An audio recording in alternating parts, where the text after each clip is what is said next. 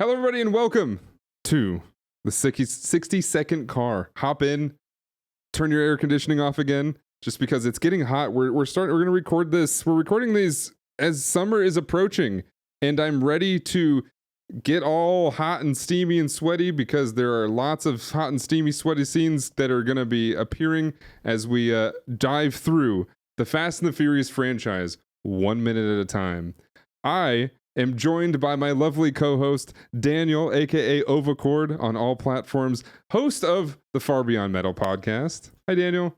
Hello, and I am being led in this journey by you, Danotage, Dan, Twitch streamer extraordinaire. You didn't introduce yourself before me. I didn't. I feel like a guest in that regard, but you're here too, man. No, as you're trying to figure out what cars do. What can I say for this time? Yeah, is that how I'm going to start every podcast? Where I either one, the audience has to decide whether one, I've made up a car fact, or two, I've said a car fact on accident. Because I don't know much. I know how to drive. I'm a pretty good driver. That's about it. I would say this run of car things was you turn off the AC and also summer's coming. So I don't think there are car facts in that one. No, I that was the ADD brain going, oh God, it's going to be hot soon and I'm not ready for it. I mean, I've been spoiled. It's been the 60s this week where I'm at. It's been nice. Yeah. Yeah, I'll take it. I'll take it while I can have it. But and you're a runner, so the hotter it gets, the worse it is for you, I assume. I'm usually an afternoon guy, but I'll switch to mornings as soon as it's 90 regularly, because anyway. And where you are it's pretty cool in the morning, yeah? Yeah. So that works. I know it gets blazing hot in the afternoon. I can't. I both miss being by my friends. Because for those who don't know, we used to live close together. We are IRL friends. Yes, I know that's weird in what I do on a daily basis. I don't have many of them, but Daniel is one of them, and we used to live close together.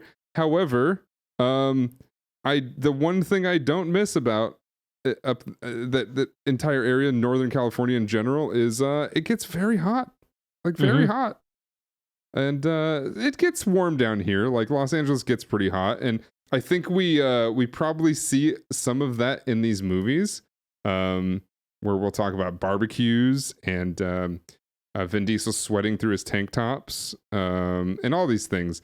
And in fact, that brings up an interesting point. Do you think Vin Diesel got oilier in these movies because of The Rock? Yeah, 1,000%. Because I think, oh man, I'm curious to watch like 4 again, like the post-return pre-Rock era, to see what he's looking like. Like, there's no, like, he definitely gets more buff regardless, but yeah, I think it wound up just being posturing that maybe got to his head, and then he had to be shiny because The Rock's the shiniest man in sports entertainment. That man is glistening all the time, 100% of the time. Even in like a suit. So like in Ballers, when he's wearing a 3-piece suit in every scene, he's still shiny as heck.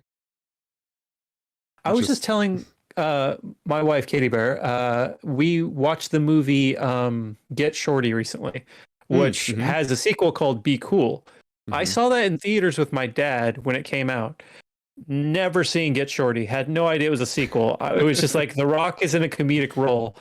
And I was watching Get Shorty and went, what the hell is Be Cool about? How is this movie a sequel? So that'll be another side quest. I have a very similar story to that because my dad loved the first movie. So he took me to the second movie. I was like, okay, The Rock's being weird and funny and this was interesting. And yeah, I didn't know it was a sequel either. Because you don't. It doesn't seem like one either. You don't know that there is a sequel, that Be Cool is a sequel. And then you hear about these things, you're like, oh, that's actually the sequel to this movie. And you're like, is that like one of those things where it's a spiritual successor and we're calling it a sequel? No, it's a sequel, and it's weird that it is. It's strange. We have this standoff in my home where Katie Bear is a completist, in that even if the first thing is bad and it doesn't really impact the second thing, she has to see it just in case. So I Yeah. really, really, really want to show her Terminator 2 Judgment Day. I don't think you need to watch the first one. You can, but like the connection between the two films is just being like, oh yeah, he's good now, and that's it. But our standoff is basically like, we haven't found it on streaming yet because we haven't looked that hard, because I just don't want to watch it again. Are you gonna have to watch like Salvation and like no this 3 this stop and 5? no this stops before Common and Chris Hardwick show up. Oh, Judgment Day is where it's gonna end. Judgment Day is great. I love Judgment Day. It's a great movie. But yeah, the first one, it does feel like 2 is like, if it's like, well, it's one of those things where I hate saying it this way, but it's like, if this is the way we wanted 1 to be, or this is as good as we wanted 1 to be, so we made this way, even though it's, you know, Arnold Schwarzenegger is the bad guy and then becomes the good guy. I think he's just so likable they had to make him the good guy, but I don't know. I wonder how much of it holds up, because there was a screaming kid in that one. A lot of it. But I remember being scarred by parts of it and just loving the hell out of the rest of it. So Of T2 specifically? T2, yeah. There's a scene where a nuke goes off and she's got her hands up on a fence, Sarah Connor, and it turns her into a skeleton. It turns her into a skeleton, and that has been just like in the back of my brain as a fear since 92, 93 or whatever. So yeah, that's also why I can't watch Mars Attacks. Ack. Just it just destroys me. The aliens going ack, just they give me nightmares. They turned everybody into skeletons, and I realize it's a great movie. I realize that cast is huge, and absolutely star-studded, but it is nightmare fuel for me. I can't do it. I think we talked about this when we hung out in October, but we saw Danny Elfman live, and he did parts of that score. Were you okay? I was fine. Okay. I saw the big brains, and I was like, this is, yeah, I know I don't like this, but I also didn't realize there's a lot of stuff from Danny Elfman that I knew, like he did a lot of stuff, but I didn't realize he did all those things, right? Yeah. And like, I love those orchestral moments, because it was like he wasn't playing. He just basically stood back and went, look what I wrote. Look what I did. Look at that. Yeah, I did that. I wrote all this. Yeah. That show was great, by the way. If anybody ever gets a chance to see Danny Elfman, he brings great people with him to play. And yeah, it was a good show. Live guitarist Wes Borland. Yeah. And Nilly Brush. Nilly Brush, past Far Beyond Metal guest, who's amazing. She was great. She was fantastic. Absolutely shred.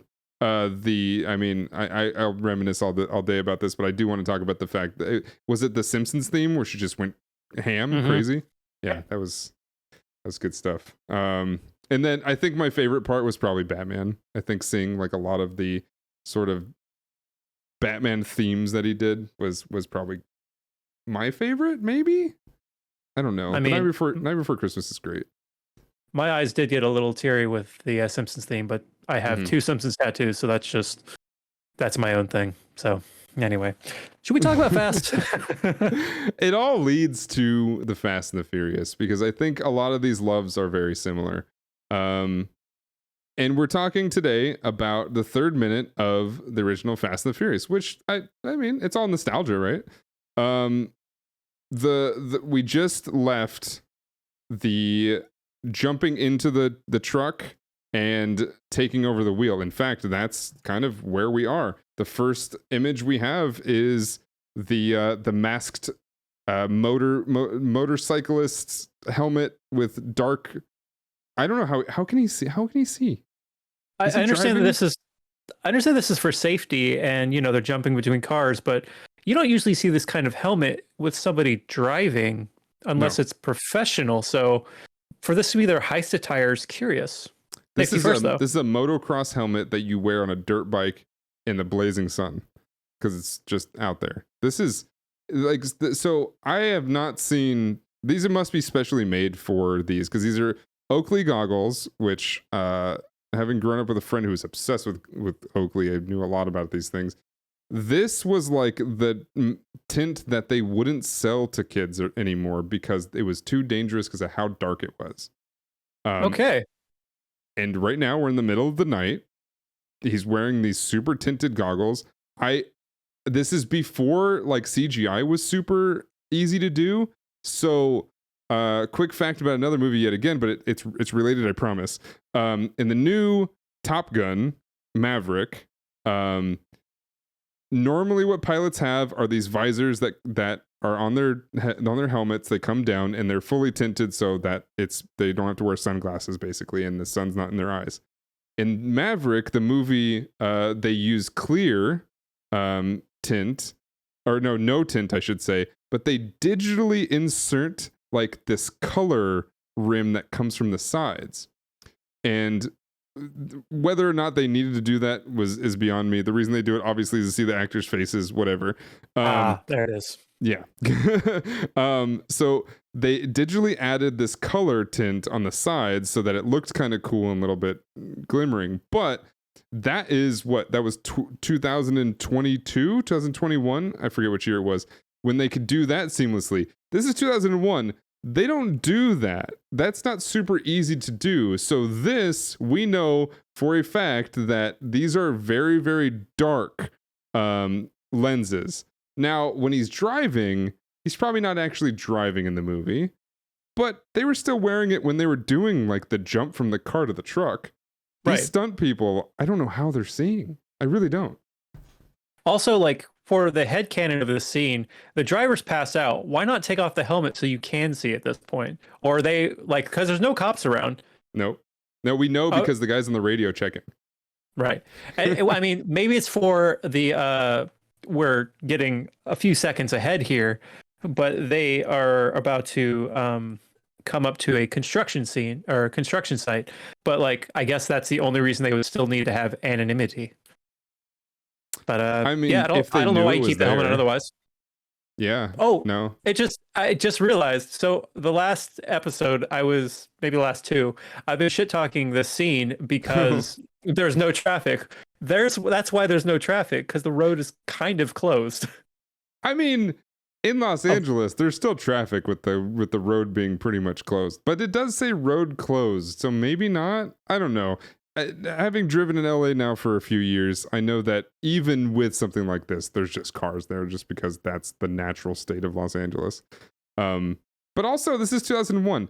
I don't know what the traffic was like in 2001. Were there? I guess there is one time I drove from Northern California to Southern California and drove through LA, and it was like midnight, and there was kind of not many cars. So I don't know. Maybe this is real. I don't know. I know people who have never been to LA and just hear about the traffic probably don't see this as real, and that's fair. But yeah, no, you're right. There's absolutely a road closed sign and a detour that goes off the side. Granted, do they take the detour?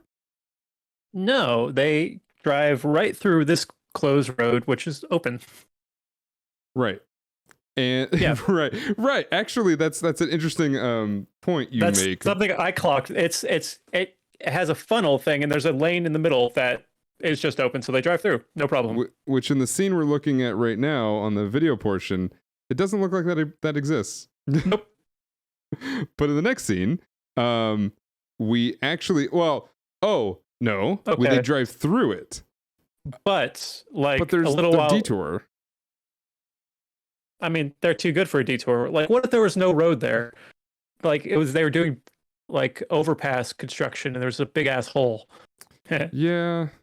I don't know. I mean, they probably scoped all this out. They've got somebody on the radio be like, "Oh, the road's still there. It's closed, but it's not really closed." I don't know how much planning do they do in this movie? Not a lot, right? I don't think there's like a Italian job mapping of the entire, Los Angeles highway system there where they just know everything. I think this is all on accident. Knowing what we know about the future films, I know we've talked about not wanting to dip too much into the future, but they don't have the planning guy on their team yet. No, there's not that guy. So this is happenstance, and it worked out nicely. That's what I think.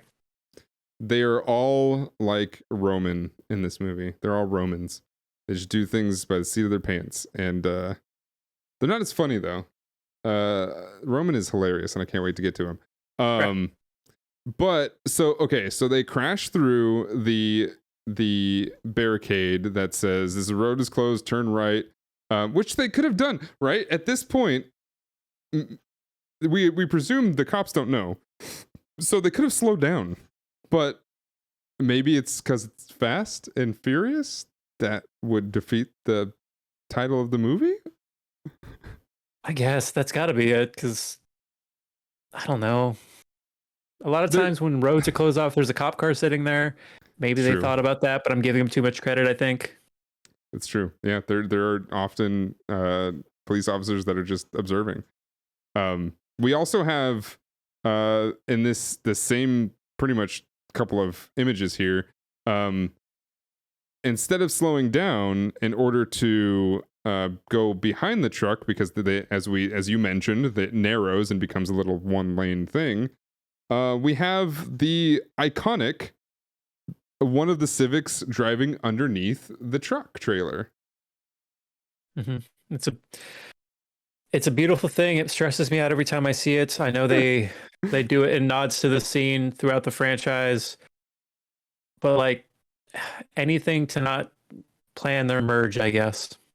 Okay, this scene right here. Look at how the road is set up, where there's just a lane in the middle. Yeah. Why is that set up on a closed road? Yeah, first of all, who does construction on either side of a freeway? Is there sorry, I bought my microphone. Is there construction on either side, or is it just closed? I don't know. There's work lights that are all pointing towards this direction, and then there's trucks and tractors on either side. And then the cones are perfectly laid out to where there's one lane down the middle. So road closed, but also road work ahead. Just so you know, just in case you do exactly what they did here. Road work on all sides. Yeah. We also see a full license plate here. Interesting. What state is it? Enhance. Dude, like catching these screenshots and making them clear has been so difficult. Because this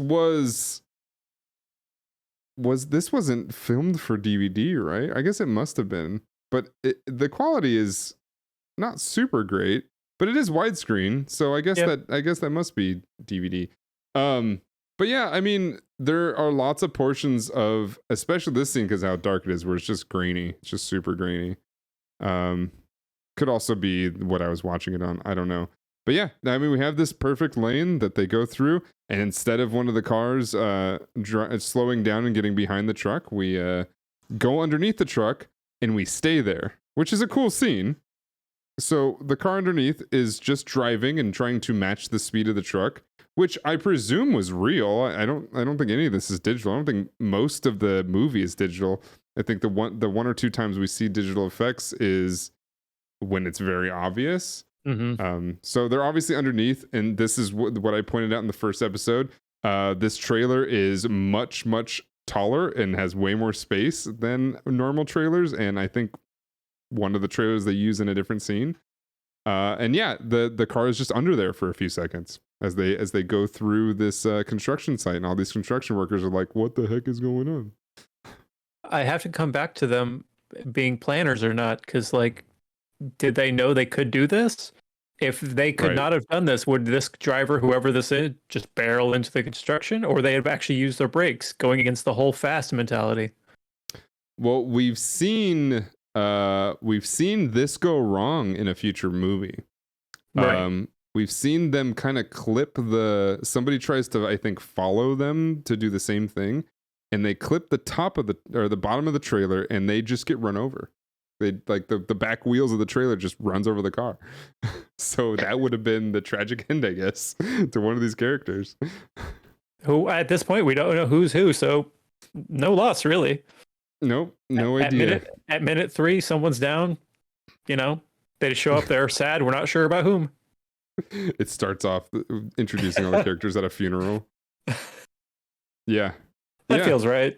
But of course, Dom would be watching the funeral from a distance on a hill somewhere far away. About to Like, drive off in his Charger. mm-hmm. God, this is such a cool thing. There's Rogers again, whoever that is, whatever that is. Yep, Rogers Electronics. Yep. Yeah, we have this. It's a really cool scene. It is very much something that I think I would presume people don't realize this is in the first 3 minutes of the movie where we see this very iconic maneuver that gets used. I don't know how many times, but quite a few, I think, throughout the series. I think it's up there with saying 10-second car and family and all that. It's probably not in every movie, right? No, I don't think so. I don't. Definitely not like Tokyo Drift. No. Okay. Tokyo Drift, and we'll get to that obviously, but that's such a different movie. And then it's just connected at the end to the franchise. This is a conversation we probably have off air. Are we gonna watch these in story order or release order? Ooh. My last rewatch we did story order and it was kind of weird. What is story order? 1, 2, 4, 5, 6, Tokyo 7, 8, 9, I think.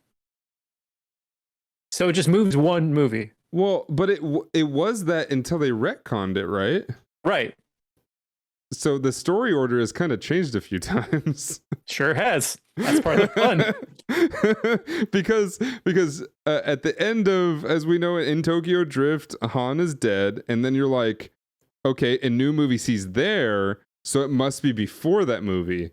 But then in like, I think, is it the latest one? It's either the latest one or the one before it. They were like, oh yeah, he didn't actually die there. So is that the story order? I don't know. I have no idea. Yeah. Well, we've got a while to think about it, I guess. Yeah. Well, we've got a couple of different deaths too that kind of make it solidified as well. So we'll see. We'll see what happens. But yeah, I mean, so we get this very iconic maneuver, and we see them drive out for a second, and then they drive off into wherever they're going. They just drive off. The camera, I think, is stabilized, and we just see them drive down the highway right after this construction site. Mm-hmm. Smash cut to the Los Angeles skyline, which is, I didn't know until living here, is actually recognizable. Yeah.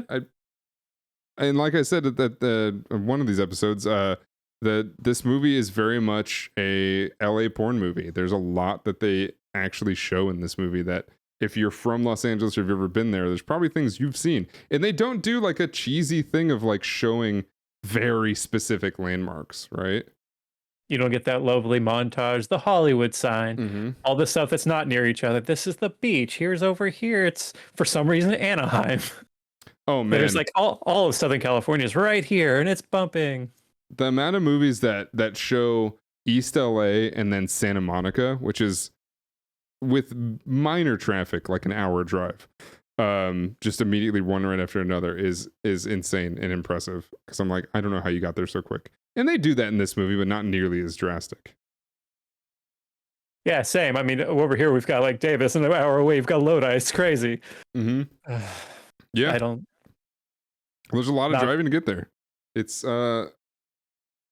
crazy. But yeah, I mean, like, I think the word Hollywood is said once, if I remember correctly, and they don't show the Hollywood sign when they say that, and I'm like, all right, impressive. All right, I'm in. Cool.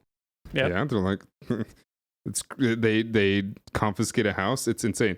But we open on the next scene into which we'll probably get to the next episode, but we open the next scene in the LA skyline, and we're like, what just happened? Like, what do we even... I don't, like, do you remember the first time watching this movie? I mean, yeah, it was not that long ago, but I guess like going from the guy at the shipyard, which again, it opens with not cars, which is already confusing, to him setting up some sort of drop off, and then someone taking what I assume is the bad guy's electronics, but via a method that would make you think they're also the bad guys. So we're 3 minutes in. I don't know who to root for. I guess these people because they won. Yeah, right. But at this point, I don't know who these people are. And like I said in one of these episodes, I kind of didn't clock who they were this time either. Right. Did was there a first did you watch this in order for the first time, or did you catch a movie and was like, oh, I should probably watch the whole series? We watched them in order. I had listened to podcasts which don't exist that were about this franchise, and I don't think I listened to one about one, but I listened to stuff about the other ones, which made me want to watch from the beginning. So actually watching these, I started at the beginning. Okay. I don't remember. I remember being confused watching this first scene and being like, I don't really know what's happening. But that becomes like I've said a few times now, that becomes the major plot of the movie, and that's kind of it. I know that that's like, of this time, that was a very popular thing to do, right? Is like there's a heist, or there's something bad that happens, or there's something weird that happens, and then you follow some characters throughout the movie that end up doing the thing, and you're like, well, okay, is that what they're doing here? Is that I end up asking myself, should I have, the first time seeing this, should I have known who these people were? Where I think this movie actually goes wrong, and it might be more of a modern lens looking at it, is the 3 minutes we've got already in the can. We could re-edit and it would make more sense. Right now, at this point in the movie, should be the Fast and the Furious logo, because this feels like it should have been part of a cold open, but it wasn't. Because it's like the Fast and the Furious. This is what the Fast and Furious is. There's a heist with faceless people who we don't know. Go. Yeah. And like we're already running. So like in my head, it makes more sense if right now, screen went black, Fast and the Furious, then we've got our next minute where, we are introduced to a character who we actually get to care about. That's like, does that kind of mean, does that shipyard scene, is that required? Yeah. Do we need it? Because like, yeah, they show the electronics and VCRs and stuff, but like, that's weird too, because the only reason they're stealing those things is because of they can sell it for money, right? But that could have been kind of anything, right? Mm-hmm. They could have just stolen a truck, and then they sell them off screen because they sell these off screen. Yeah. Oh yeah, we never see anything after this about the electronics. And except for seeing the same exact electronics that were purchased legally in somebody else's garage. Oh yeah.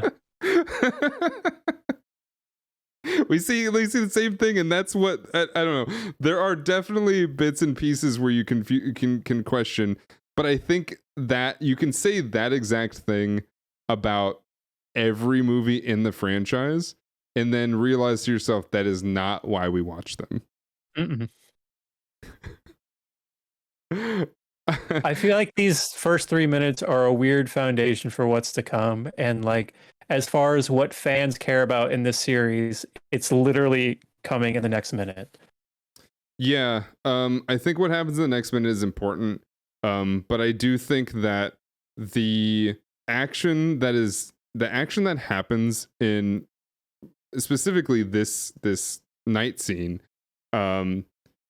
is very indicative of the sort of action that I think it's like very much, this is the same idea and same vibe we get for all the other action scenes in the series, right? It's they don't really, as far as action goes, they don't deviate too far from exactly what we've seen. I mean, obviously other than like tanks and helicopters, but in a submarine. Yeah. The more the more I sit here thinking about this opening 3 minutes, the more I feel like it could have been cut. Because like the going under the truck thing is an iconic scene, but they could have put that in the last few minutes and made it the grand finale. Because that's such an iconic thing. It's such a cool move, but like, I don't know, fuck it. They edit the movie. They got us here. That's been 11 movies. What do I know? But it got us to minute 4 and interested. I do think that so they do this maneuver in the final scene too. And I do think that seeing it here and then seeing it there is good, but I also think that considering we already knew who it was at that point in that final scene, yeah, like what you're saying is a little gratuitous. Like it could have that maneuver, that iconic maneuver could have been revealed at the end instead of here as well. Cuz like if they did it to where they did this exact first scene and then maybe Letty did this when they were not doing a heist or something, you'd like maybe right before the final scene, you're like, oh, it's them. What? And it could have been a reveal, but I don't know if that's what they're going for. Yeah. I don't know. But we have a lot more movie to get through. We've got a lot more movies to get through. We've got, I think this next episode is going to be a lot more in detail about what we have to come. But these first 3 minutes obviously are required, and we got through some cool stuff. But I don't know. I think as you're saying, and with the possibility of maybe having cut this whole thing out, is there anything else we want to cover in these first 3 minutes? I don't have any other notes. I don't have a needle drop, so I think we have these minutes covered. I think we did well. Again, if you enjoyed watching this and enjoyed listening to this, either or, leave a review or a like and a subscribe or all the things. Do what you think is best. If you're just sitting there enjoying it, that's cool too. We definitely appreciate everything. And if you want to join us and have these conversations, remember that we stream this live. Probably do it every Tuesday at whatever time it might be. Tuesday nights for us here in California. Over on twitch.tv/Danotage. If you want to see the video portion, it's over on youtube.com/Danotage. Just go to the podcast tab and watch them all right there. I'll put them in a nice little playlist. Obviously, if you want to listen to this in your car while you're driving, it will be on every podcast and is on every podcast platform that we can possibly find. There might be some that we don't because there's like a million podcast platforms now. But it'll be on all the major ones, and hopefully you enjoy it. Now, it's big shout outs to everybody that's been watching, and I appreciate you. My name is Danotage. I'm here with Overcord. And this has been the 60-second car. Welcome to the podcast. See you guys next time. Goodbye. Family.